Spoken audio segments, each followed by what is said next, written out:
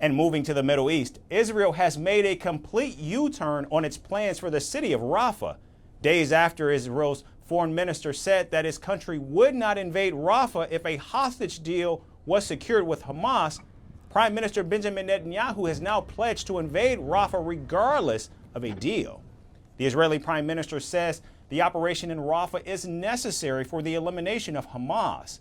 Meanwhile, Washington has raised concerns over Prime Minister Benjamin Netanyahu's plans for launching an operation into the Gaza city. That is correct. Continues to be the case that we have not seen a credible plan that would address the varying areas of concerns that you've heard me talk about a number of times from up here and others, primarily the ability to address the serious humanitarian concerns surrounding, again, Rafah is a region with more than 1 million people seeking refuge. It's an area that continues to be an important conduit for humanitarian aid as well as a safe departure for foreign nationals. And so any kind of operation that does not address some of these key concerns would certainly be opposed by us. Now, Israel has already been carrying out airstrikes on Rafah, which houses over 1 million displaced Palestinians. In fact, Prime Minister Netanyahu's comments for a ground offensive comes as U.S. Secretary of State Antony Blinken visits Israel.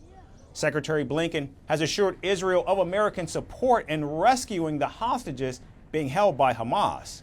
And America's top diplomat went on to say that the ball is now in Hamas's court. Look, our views on Rafah, I think, are very well known. The president's been very clear about it. I've been clear about it and repeated it as recently as yesterday. Where our focus is right now, along with the humanitarian effort, our focus right now is on getting a ceasefire and hostages home. That is the most urgent thing. And it's also, I think, what is achievable because the Israelis have put a strong proposal on the table. They've demonstrated that they're willing to compromise. And now it's on Hamas. And no more delays, no more excuses. The time to act is now. So our focus is on this, and we want to see in the coming days this agreement coming together. Secretary Blinken also met with the families of Israeli hostages and assured them of securing a deal with Hamas.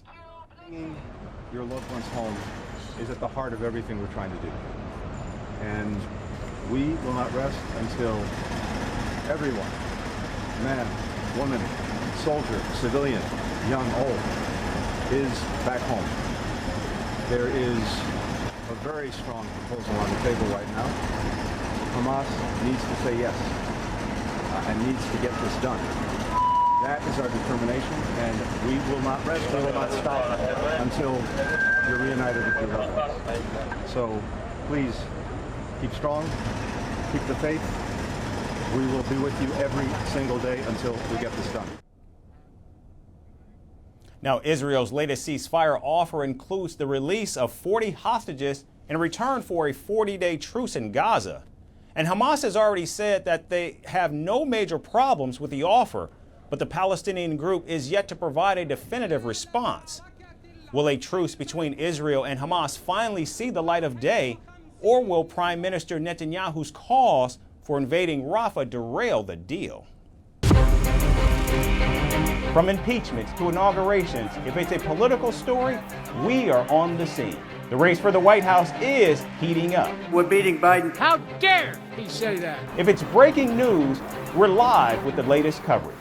From the White House, the State Department, and Capitol Hill, we know the issues, but above all, we know the players to bring you the latest in-depth analysis on all the key stories that we're covering. I'm Eric Ham. Join me from Washington here on Firstpost America.